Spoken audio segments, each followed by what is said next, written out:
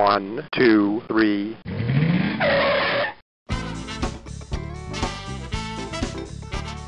Bem-vindo ao Paladar Distinto, seu podcast de gastronomia. E hoje eu tenho a honra de falar com o Alexandre Parque, e o tema é sobre hot dog. Tudo bem, Alexandre?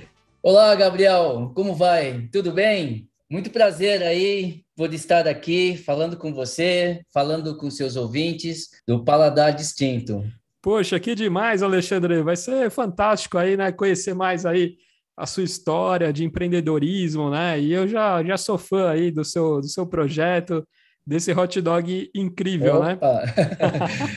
Legal, muito obrigado aí pelo elogio. Mas, Alexandre, e conta aqui pra gente como que foi essa transição, né, da advocacia para empreender aí nos hot dogs? Pois é, Gabriel, não foi uma coisa rápida. Foi um processo lento e que me remete à minha memória afetiva de infância e também pela necessidade de uma resiliência por buscar um trabalho, um propósito de vida mais feliz, devido também a uma necessidade médica, né, de saúde, devido ao estresse. E depois de 18 anos de trabalho na advocacia, trabalhando desde pequenas empresas, né, sempre na área comercial, desde pequenas empresas, né, até pequenos negócios, até multinacionais, como eu tenho origem coreana, nas multinacionais coreanas, como a Samsung, a gente acabou tendo que jogar a toalha, tirando um ano sabático, né, por recomendação médica, e aí eu aproveitei para viajar para o exterior, dos Estados Unidos, no caso, como eu Sim. tenho familiares que moram lá, né, em várias cidades, e aproveitei e fui em busca, né, de conhecimento, em busca de sabores, né, e atrás dos grandes players de hot dog do mercado americano. E você também, antes disso, né, até você teve uma passagem também, né, estudou um pouco sobre gastronomia também, e passou também em restaurantes fantásticos aí, né, como o Dom, entre outros, né, Manioca, Kinoshita também, né, que foi bem bacana, né? Sim, sim. É que durante a advocacia, assim, despretensiosamente, eu fiz um curso de pós-graduação em gastronomia na Universidade de Anhembi Morumbi, apenas para relaxar num dia, num sábado, né, ficar cozinhando o dia inteiro, que é coisa que eu adorava.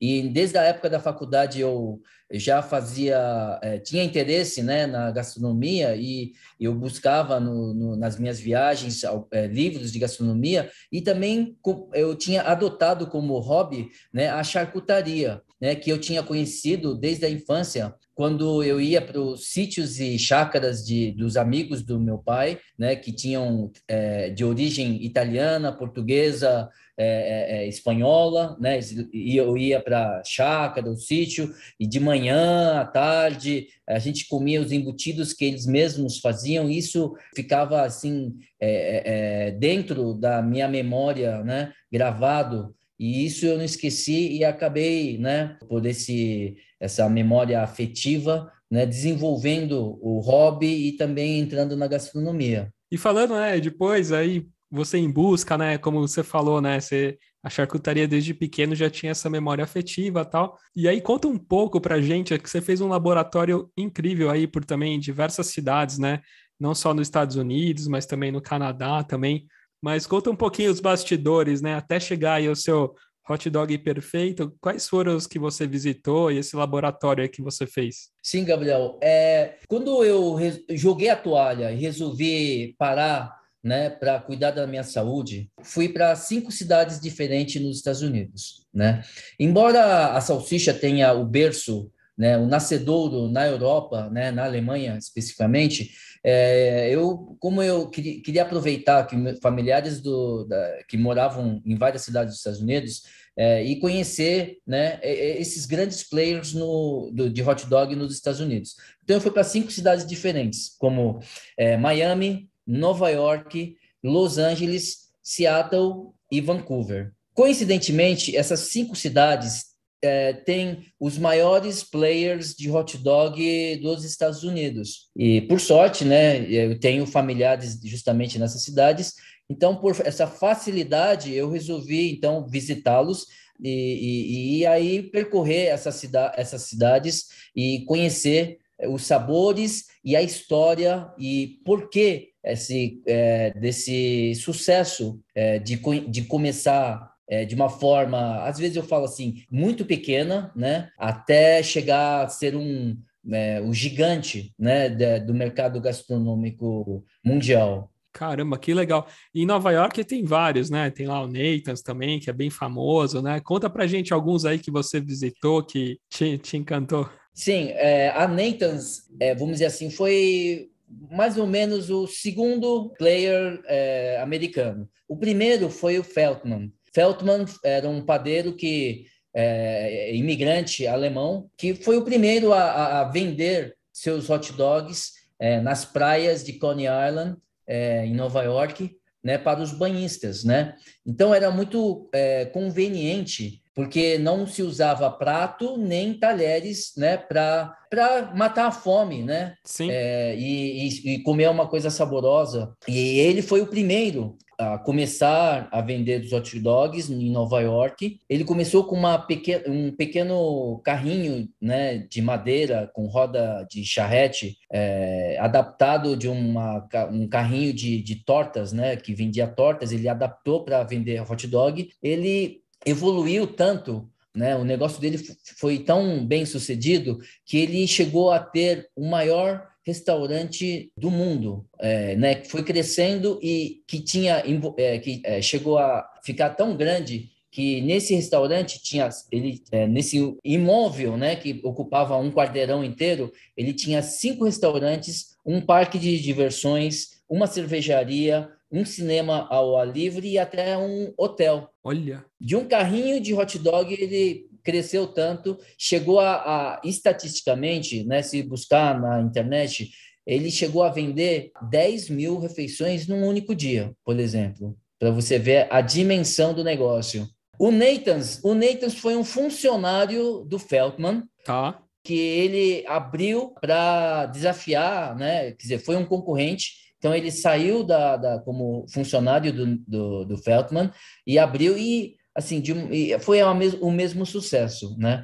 Foi em Coney Island, uma avenida chamada Surf Avenue. Ele conseguiu, assim, ter o mesmo sucesso do Feldman, né? E foi crescendo e aí hoje ele é o maior player de hot dog dos Estados Unidos. E nessas outras cidades também, né? Los Angeles também, Seattle também, tem bastante consumo, né? Exatamente.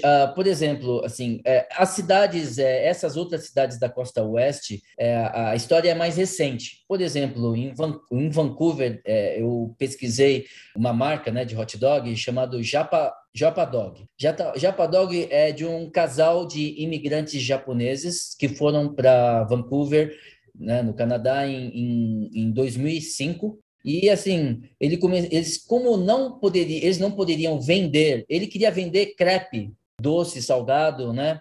Mas ele foi impedido, assim, não poderia vender por questão da legislação. E a única comida de rua que ele poderia vender era hot dog. E aí ele abriu o seu carrinho de hot dog, vendendo hot dog, pão, salsicha com ingredientes japoneses. Poxa, mas você fala assim, nossa, mas como uma comida americana com topping japonês, como nori, né, que é alga seca, folha de alga seca, cortadinho, né, picadinho, com maionese Kewpie, que é uma maionese japonesa, com sabor assim meio de mar, assim, né, meio de peixe, né, que é super saboroso, né, suave. E isso fez maior sucesso, né? E eles cresceram tanto que é um dos maiores players do mercado canadense. Em jogo de beisebol também, né, Alexandre?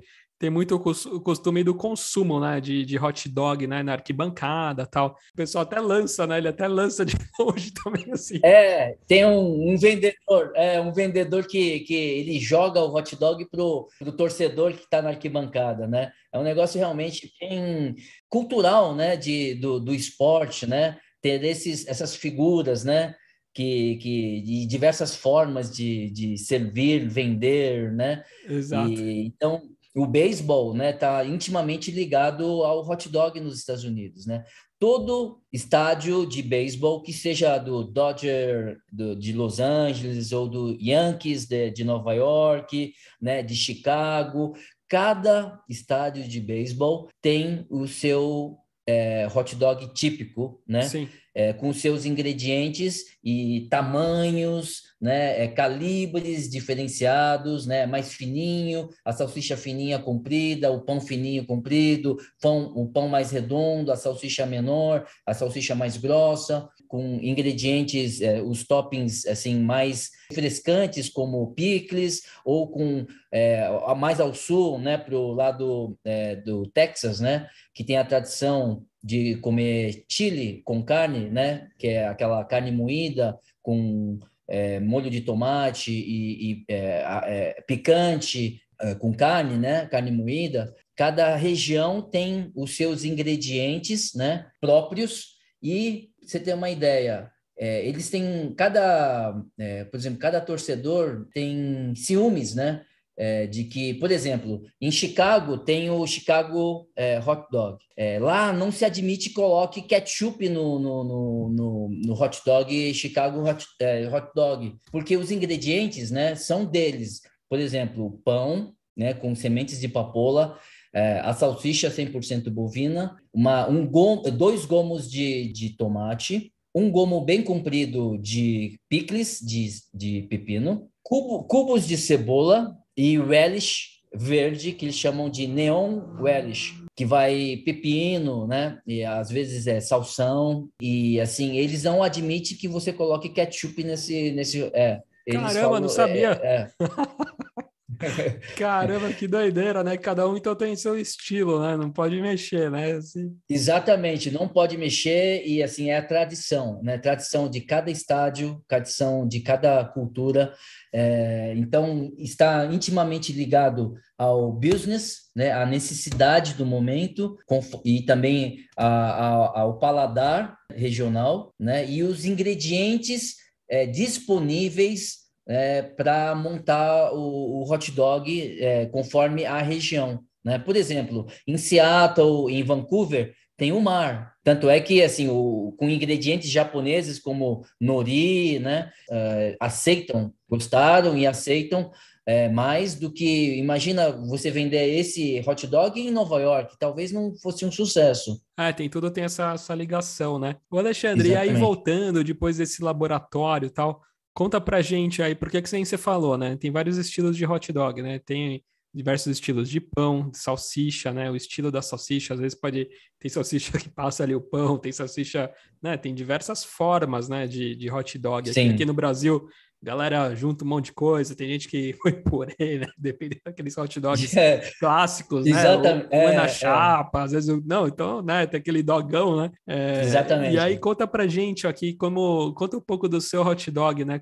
Aí vendo tudo isso, como que você montou, né? Conta um pouco do seu pão, que eu sei que você faz tudo, né? Desde o pão, da salsicha, da maionese. Conta pra gente. Aí vamos iniciar aí pelo pão, vai, conta um pouquinho do seu pão. Nosso pão é um pão de leite, mas não se parece com os pães industrializados. O meu pão, eu aplico um processo de longa fermentação, né, de um dia para o outro, e nesse processo dessa fermentação lenta, o pão ele adquire características de pães de fermentação natural, por exemplo, né, como sabor e também textura. O meu pão tem uma crocância leve e o miolo ele é al dente, como um pão italiano, português, né? Ele é mais elástico, ele é mais agradável à mordida. Ele não é assim mole na mordida. Ele, né, a mordida ela tem uma elasticidade, ela é mais agradável. É como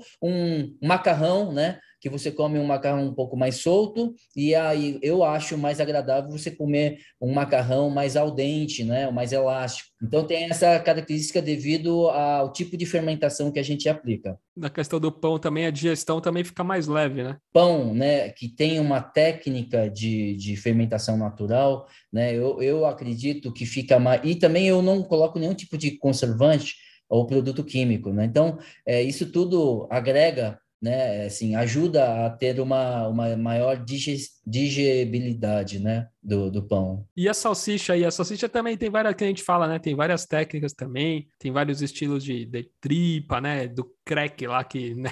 Quando a gente Sim, mastiga assim e tal, né? Conta um pouco aí sobre a produção. assim como o pão, a gente não pode deixar de falar de fermentação, porque deixa todas as características desejáveis. Falando em salsicha, a gente tem que falar também na emulsão, né? A emulsão bem feita, né, da proteína, da gordura e todos os ingredientes como especiarias, né, como eu uso páprica doce, noz moscada, né, a pimenta do reino, alho, cebola, todos os ingredientes, né, que a gente, de uma forma, a gente vai controlando essa proporção para que a gente dê notas, né, ao sabor, né, igual um vinho, né, uma cerveja, né, e é possível você fazer essa união, né, de ingredientes para que ela tenha mais notas de um ou de outro. E a gente faz essa emulsão, e a gente precisa ter um controle de uma temperatura, né,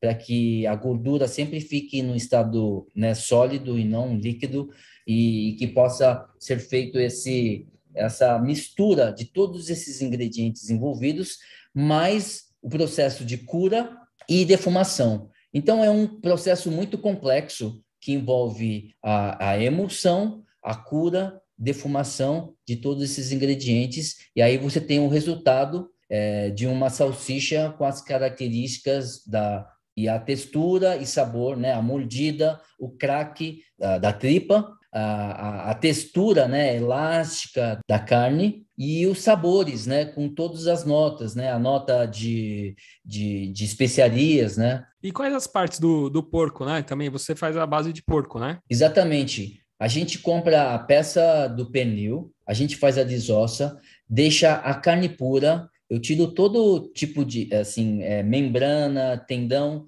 para não sobrar, ao mastigar, sobrar na boca o tendão e não é agradável. Então, eu deixo a carne pura, eu acrescento 25% de pancheta sem a pele para dar sabor. Tudo, a carne, né, a parte da barriga é a parte mais saborosa, tanto no peixe, né, no boi, eu acho que a parte da barriga é a mais saborosa. E a gente coloca justamente, então, a pancetta e também colocamos, então, todas as especiarias, né, para complementar aí e conjugar o sabor da nossa salsicha.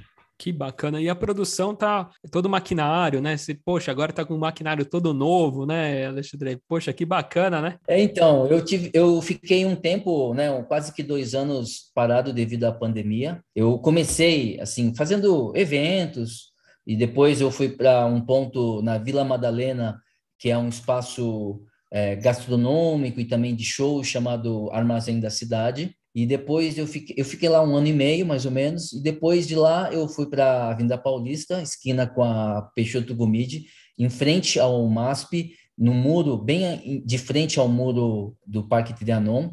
Eu ficava colado na loja Marisa, eu ficava numa vitrine praticamente, né? Um espaço do tamanho de uma vitrine, e lá eu fiquei 2 anos, né? E aí veio a pandemia. Só que antes da pandemia eu precisei parar por causa que terminou o contrato. E como o proprietário lá não queria renovar, eu comecei a procurar um novo ponto. Mas daí veio a pandemia, nós fomos, né, todo mundo ficou obrigado a parar o seu negócio. Consegui um novo ponto na rua Oscar Freire, né, esquina com a Padre João Manuel. E aí, durante a pandemia, eu fui fazendo as devidas reformas necessárias na loja. E esse período da pandemia também eu aproveitei para visitar os grandes fabricantes de maquinário para salsicha e para pães, né, do Brasil. Então, eu fui para Pouso Alegre, fui para Caxias do Sul, né, fui para Recife e rodei algumas cidades aqui também do interior de São Paulo, né, em busca desses maquinários e fiz uma renovação conforme eu aprendi as minhas necessidades, né, e os meus erros, né, poder oferecer, né, um padrão, né, de qualidade, né, que seja igual sempre para os meus clientes. Porque, para mim, o mais importante é a felicidade dos clientes, né?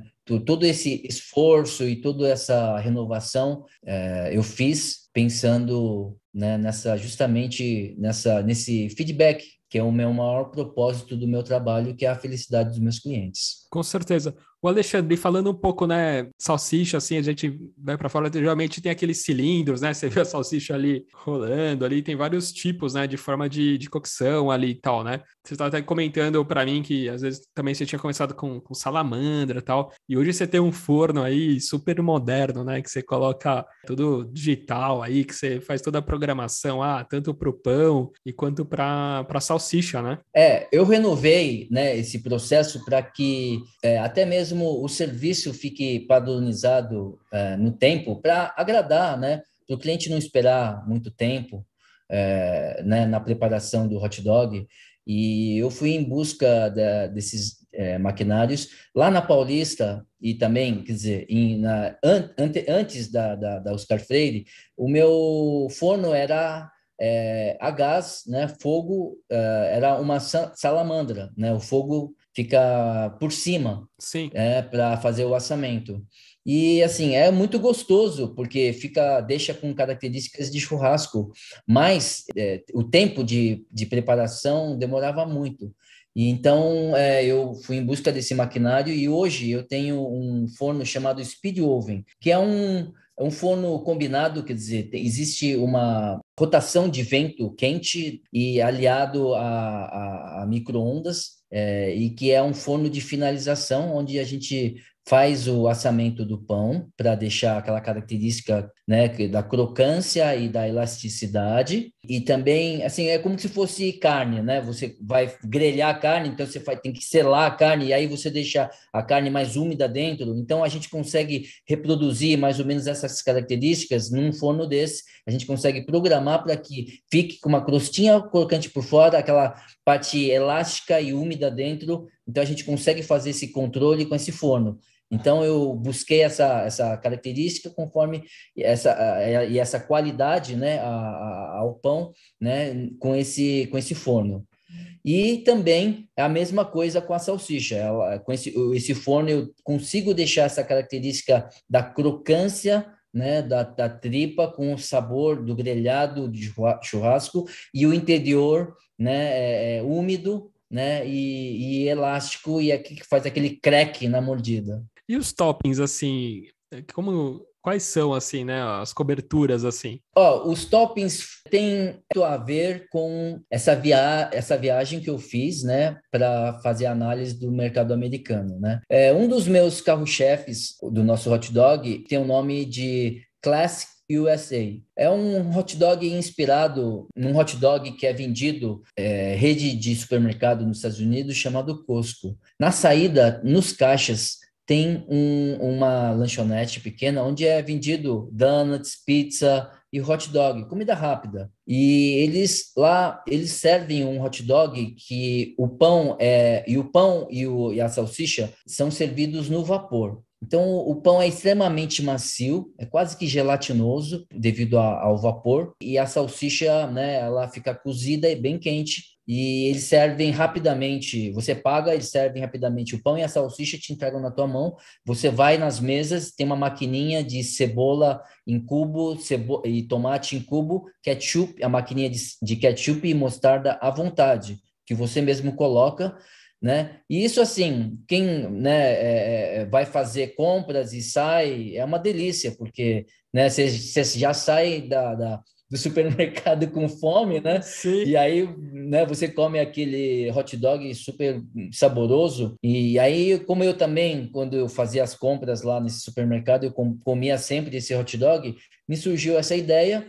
Eu coloquei alguns temperos diferenciados, né? Para que fique assim agradável, né, nessa composição que eu quis dar a esse hot dog. Então eu coloquei na cebola em cubo e no tomate o tempero japonês que é o sunomono, que é o mesmo tempero do pepino sunomono, que você come com comida japonesa, sushi, sashimi, e que é levemente adocicado. E um dos ingredientes que dá doçura ao meu tomate, à minha cebola, é o saquê mirim, que é o saquê licoroso, que é o saquê que de cozinha, né, Sim. para cozinha, que deixa esse toque de doçura, né, e a cebola perde completamente a acidez e aquele cheiro forte e indesejado, né, que as pessoas não gostam. Então, a gente consegue eliminar essas características indesejáveis, permanece somente o sabor, né, e a leveza da doçura, né, do saquê. Caramba, e tem o bacon também, né? Que é fantástico também. O nosso hot dog de bacon, né, que também é o nosso tradicional, né, desde o início, que é o nosso carro-chefe, é o hot dog com fatias bem finas de bacon, que a gente mesmo faz com pancetta, especiarias, curada e defumada, e é cortada uma a uma na faca. Acompanha esse hot dog com maionese de leite, uma maionese que não vai ovo cru, é apenas 3 ingredientes, como leite integral, óleo de milho e sal. Vai o cubos de cebola sunomono, queijo parmesão, microplanado, parece neve, né? Que são microlascas, né? Sim. Que tem um aspecto de neve, que derrete na boca, né? Não precisa mastigar, você não sente grânulos, né, no seu Nossa. paladar, mas sim a leveza, né, do derretimento, né, do queijo na sua boca. E vai a nossa salsicha de pernil e panceta, especiarias e o nosso pão de leite. Caramba, é demais, né? De bom. Ô, Alexandre, e pop artesanal, né? O que quer dizer? Então, o nome Popa é uma homenagem ao nome, né, à minha família. Po significa pork, a palavra pork, de porco. Tá. E pá significa parque, da palavra, do nome, meu sobrenome, Parque, P-A-R-K. As duas palavras são quase que idênticas, né? É só trocar o O pelo A. Então, Sim. pork, né? Po e park, pá. Então, é só as primeiras letras. Por isso que no meu logo, quando você olha para o meu logo, os dois P's são maiúsculos, né? Porque o pó pelo nome e o pá pelo parque. E também, assim, pop, né? Assim, popa, né? P-O-P-A, né? Pop. Então, eu queria dar uma palavra popular, né? Tipo pop, né? Então, popular. E também quando você fala popa, para mim, assim, é gostoso você explodir a boca para falar a palavra. Então, foi uma brincadeira. E aliado a essa brincadeira, né? Que eu acabei criando esse nome Popa Artesanal. Nossa, mas Alexandre, queria te agradecer, viu? Muito obrigado aí por, né, conhecer mais aí sobre a sua história, conhecer aí a origem, né, desse hot dog aí fantástico, né? Cheio de pesquisas aí até chegar nesse produto final aí que todos devem provar. Eu já estou até com água na boca aqui. E faço o convite, né, para todos que estão nos escutando, né, que são aqui de São Paulo, estejam aqui visitando, perto da região da Paulista ali, né?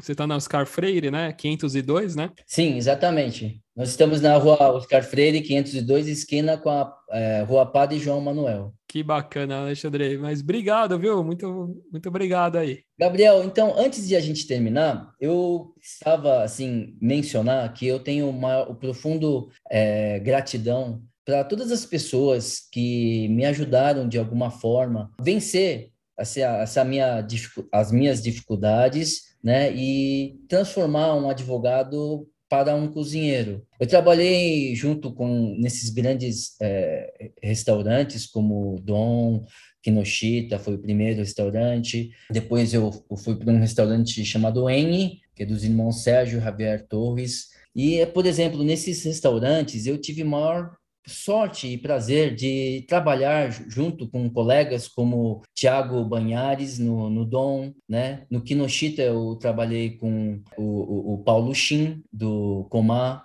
No Dom também eu tive a sorte de encontrar a Saiko, a chefe patisserie, né, confeiteira, né, encontrei também o Rogério Shimura. O professor Rogério Shimura foi o meu professor de panificação na pós-graduação da Universidade de Anhembi Morumbi. Que legal, que bacana. Eu tenho a honra aí de ter gravado aí, gravei com o Paulo Shin, né, sobre o Komá, gastronomia também coreana, com o Thiago Banhares Aham, também, né, sobre o Tantan e outros cotores, outros empreendimentos dele, né, então fantástico. E também gravei aham. com o Rogério Shimura também, sobre panificação. Então, quem está nos escutando aqui já faz aí, ó, faço o convite aí para escutar esses episódios aí tão incríveis aí Nossa, desses seus colegas, né? assim, assim, eu tenho maior gratidão, assim, por todos eles, né? Os chefes, né, do Kinoshita, Josh Murakami, né, que para mim é uma pessoa maravilhosa e um dos melhores cozinheiros que eu conheci na minha vida. Poxa, que legal, Alexandre. Obrigado, viu? Muito obrigado, Gabriel. Olha, foi um prazer enorme, uma honra, né, de falar e bater esse papo com você. E sucesso também, né? Muito sucesso para você, vida longa para o Paladar Distinto. Que legal. Um abração. Um grande abraço, tchau. Tchau, tchau.